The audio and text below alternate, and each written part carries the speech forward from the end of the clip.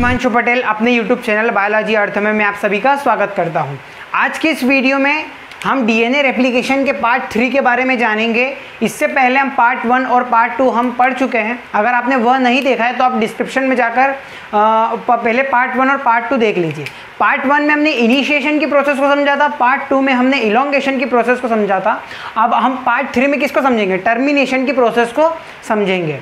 ठीक है, टर्मिनेशन क्या होता है? किसी भी प्रोसेस को स्टॉप करने वाला फेज को हम क्या बोलते हैं? टर्मिनेशन बोलते हैं। तो डीएनए रेप्लिकेशन का डीएनए के स्ट्रैंड्स का फॉर्मेशन हो रहा था इलोंगेशन की प्रोसेस में। अब उस प्रोसेस को किस तरीके से स्टॉप होती है अब हम वो समझेंगे। देखिए, so there is a site of the DNA is known as terminator site. देखिए, हमने यहाँ पर देखा था डीएनए स्टार्ट कहाँ से हो रहा था रेप्लिकेशन? ओरी साइट से हमने बोला था, ओरी साइट से डीएनए का रेप्लिकेशन स्टार्ट हो रहा था। ठीक है, तो ठीक उसी तरीके से जहाँ पर डीएनए का टर्मिनेटर साइट जहाँ पर जाकर स्टॉप होगा उसको हम क्या बोलते हैं? Terminator sites. क्या बोलते हैं हम? टर्मिनेटर साइट्स बोलते हैं। ठीक है, अब देखिए टर्मिनेटर साइट्स पर भी दो सीक्वेंस प्रेजेंट रहते हैं। क्या प्रेजेंट रहते हैं? दो sequence, ter A and ter D. There are two sequence are presents, ter A and ter D. अब देखिए टर ए और टर डी पर दो प्रोटीन्स प्रेजेंट रहते हैं जिनको हम क्या बोलते हैं? टस प्रोटीन्स बोलते हैं। क्या बोलते हैं? टस प्रोटीन्स बोलते हैं। टस प्रोटीन्स यहाँ पर प्रेजेंट रहते हैं। देखिए, there are two sequence ter A and ter D, they needed to help protein known as tus proteins. देखिए, ये दो हमारे सीक्वेंस है, टर ए एंड टर डी, और यहाँ पर इसके ऊपर क्या प्रेजेंट्स है? हमारे टस प्रोटीन्स प्रेजेंट। अब ये टस प्रोटीन्स क्या करते हैं? ये रिलीज क्या करते हैं? साइटोसिन।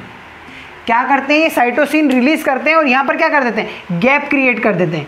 यहाँ पर ये क्या करते हैं? डीएनए के स्ट्रैंड्स के बीच में क्या कर देते हैं? गैप क्रिएट कर देते हैं। इसी के कारण से हमारे जो रेप्लिकेशन की प्रोसेस आ रही थी, हमने पहले भी पढ़ा था, बाई डायरेक्शनल प्रोसेस रहती है, इधर से आ रहा है तो यहाँ से गैप होने के फॉर्मेशन क्या होगा? अब डीएनए का रेप्लिकेशन ही नहीं हो पाएगा। क्यों? क्योंकि गैप क्रिएट हो गया है।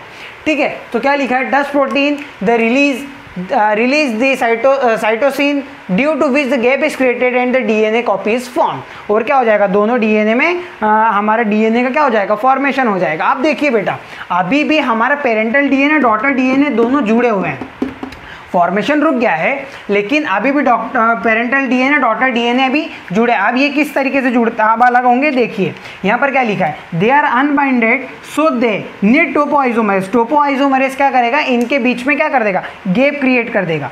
कुछ इस तरीके से हैं। अब यहाँ पर टोपोआइसोमरेज क्या करेगा? गैप। एक मिनट रखिए, ये हमारा डीएनए अभी डॉटर स्ट्रैंड जुड़ा हुआ है, अभी टोपोआइसोमरेज क्या करेगा? ब्रेक कर देगा। ये दोनों स्ट्रैंड अलग है। अब यहाँ पर लाइगेज आके क्या कर देगा? बाइंड कर देगा। तो यहाँ पर क्या हो गया? दो डीएनए का फॉर्मेशन हो गया है। ठीक इसी तरीके से समझिए कि यहाँ पर हमारे पेरेंटल डीएनए और डॉटर डीएनए अभी जुड़े हुए हैं और यहाँ पर टोपोआइसोमरेज आकर क्या कर देगा? ब्रेक क्रिएट कर देगा, एक निक क्रिएट कर देगा और उसके कारण हमारा क्या हो जाएगा? लाइगेज आकर जोड़ देगा और किसका फॉर्मेशन हो जाएगा? दो डीएनए का फॉर्मेशन हो जाएगा। अगर समराइज करें तो टर्मिनेटर साइट्स पर एक प्रोटीन प्रेजेंट रहता है जिसको हम क्या बोलते हैं? टस प्रोटीन्स बोलते हैं, जो कि गैप क्रिएट कर देता है, जिसके कारण डीएनए के बीच में गैप क्रिएट हो जाता है और डीएनए की रेप्लिकेशन की प्रोसेस स्टॉप हो जाती है। अभी भी पेरेंटल डीएनए और डॉटर डीएनए जुड़े हुए हैं तो इनको अलग करने के लिए कौन आता है? टोपोआइसोमरेज आता है। टोपोआइसोमरेज क्या करता है? टोपोआइसोमरेज दोनों को अलग कर देता है, लाइगेज आकर दोनों को सील कर देता है और दो डीएनए का फॉर्मेशन हो जाता है। तो यह था हमारा डीएनए रेप्लिकेशन की पूरी प्रोसेस। अगर आपको वीडियो पसंद आया हो तो वीडियो को लाइक कर दीजिए,